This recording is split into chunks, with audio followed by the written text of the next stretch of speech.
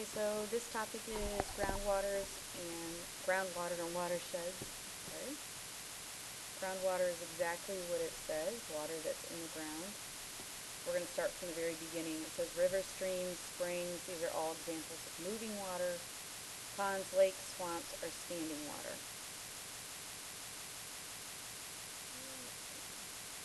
Okay, the water cycle. I hope you guys know the water cycle. If for some reason you don't, then go ahead and write this. Evaporation is the process of liquid water changing to vapor or gas. Condensation is the opposite, going from gas to liquid. Your example would be what happens in clouds, the side of a cup when you're sitting outside with your drink, a cold drink. Precipitation is rain, snow, sleet, or hail, so it's returned back to the land. Groundwater is the water that's left in the ground through infiltration. And infiltration just means as it runs through the layers of soil, eventually it builds up, and we're going to talk about how that happens. Let's skip a minute. Okay, so this just shows you the water cycle in action. Condensation would be the clouds, eventually gets heavy enough, falls back as precipitation. Okay. Alright, surface runoff. It says the water that enters a river or stream after a heavy rain or spring thaw. This is after a heavy rain when you walk outside and you hear the water running down the sides of the road. You might see it moving down your driveway. That's surface runoff, and it's going to take anything in its path with it. Okay, so this is how we end up polluting some of the groundwater. Pore space is the space between the particles of soil. So if we look in here, all this blue area around these pieces of soil would be pore space. The more pore space, the more water it can hold. In fact, if your lawn doesn't have a lot of pore space, you might aerate your lawn by putting on these shoes that have spikes, and you walk around and you poke holes in it, and that's going to eventually make your lawn healthier because it can hold water in between times of rain.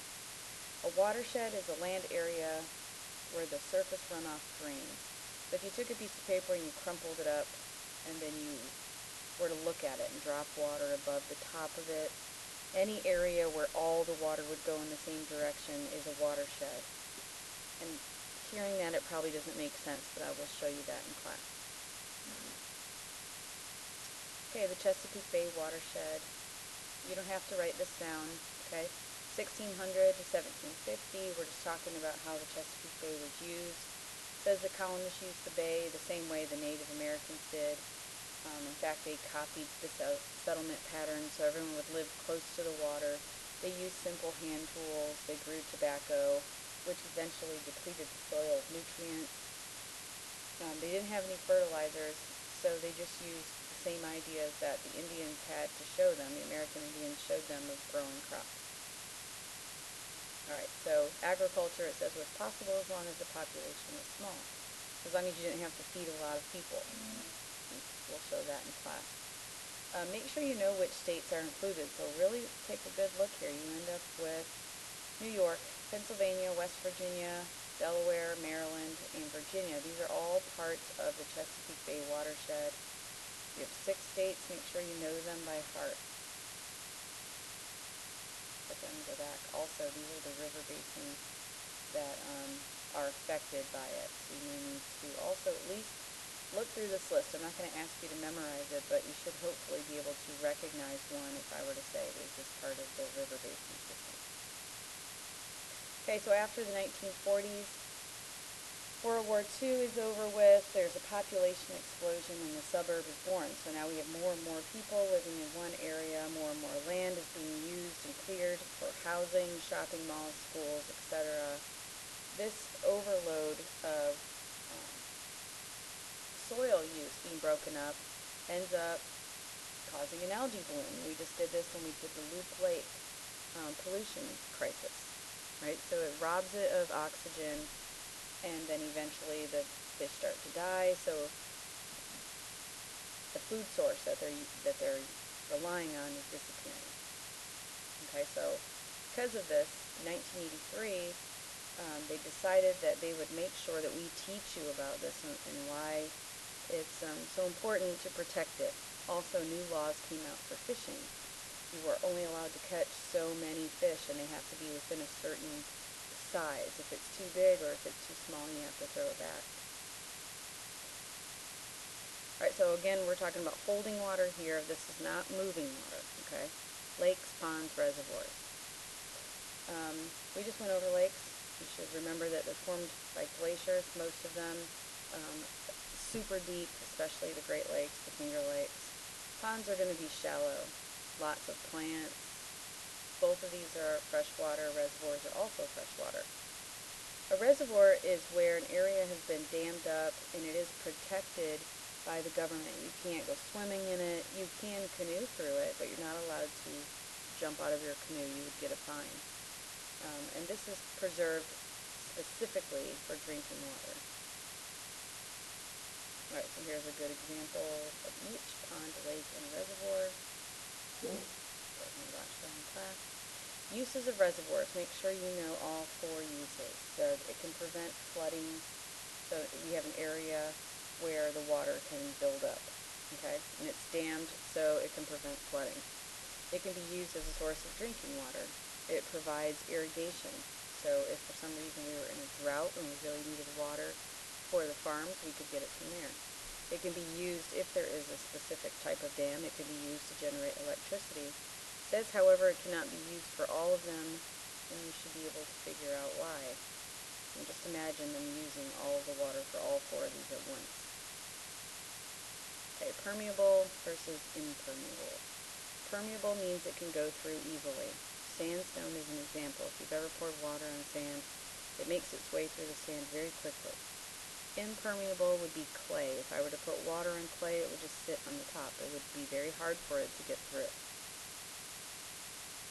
Okay, groundwater terminology. We're looking now at, if we were to dig down in the terms of groundwater, what would we see?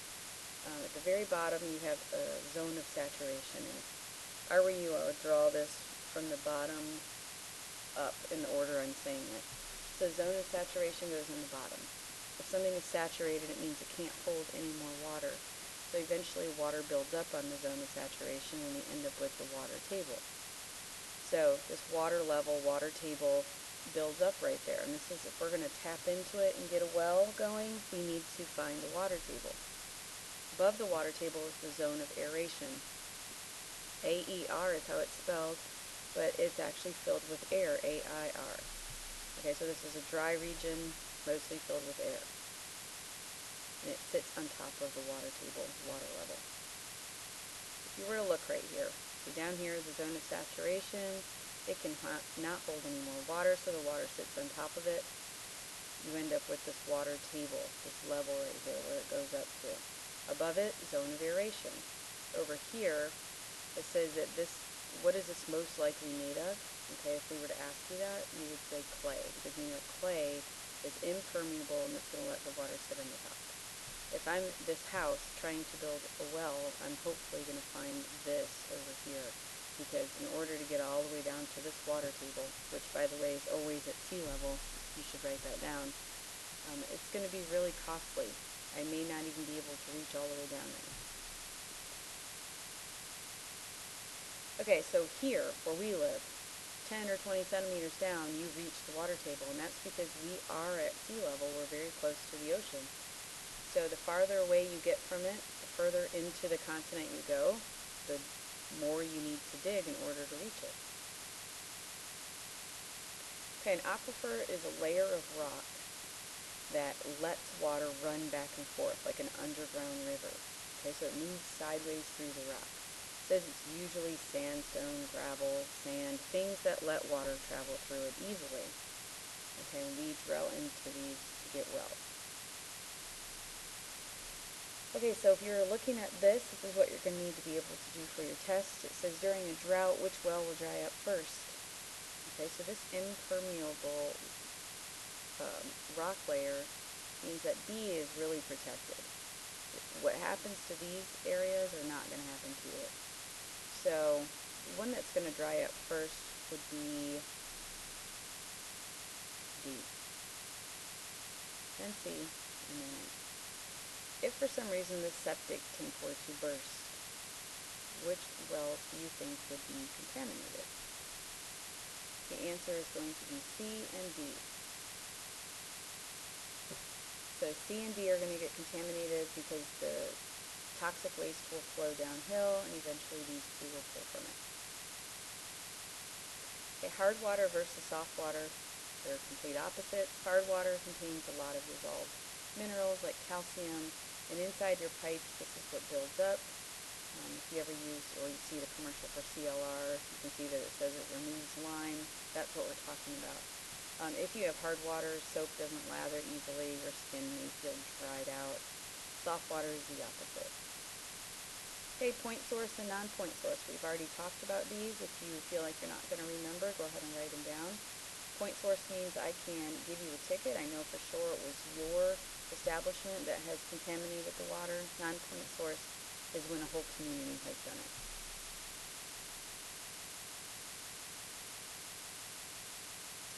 Okay, energy types. Go ahead and list them. Make sure you understand the advantages and disadvantages. I would not sit here and write every single one of these down.